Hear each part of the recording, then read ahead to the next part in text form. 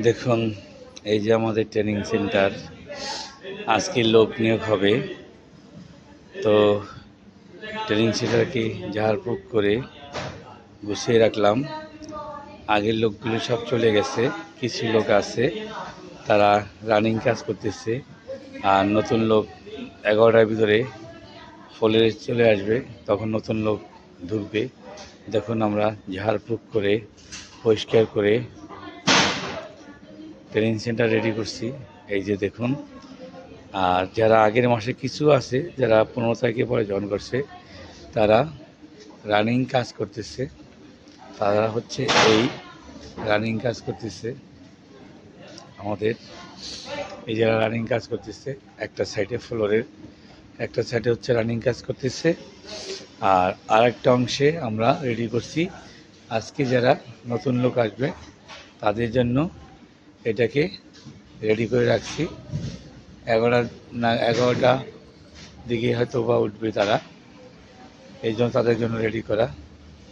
তো যারা যখন তারা উঠবে তখন তাদের একটা ভিডিও নিব এর সাথে সংযোগ করার জন্য, তখন দেখা যাবে যে কত ভালো লাগতেছে। সম্পূর্ণ লোকজন মেশিনগুলো ফিল আপ হয়ে যাবে। তো ধন্যবাদ, ভালো থাকবেন। তো আপনাদের যে কথাগুলো আমি বলছি আপনাদের মনে আছে তো?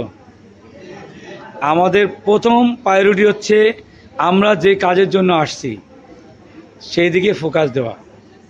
যত তাড়াতাড়ি আমরা কাজ শিখে যেতে পারবো তত তাড়াতাড়ি আমাদের জন্য ভালো।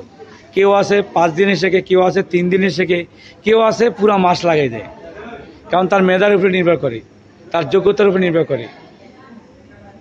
এখানে অনেকেই আছে খুবই ট্যালেন্ট, যা একবার দুইবার দেখাই দিলে কাজ বুঝতে পারে।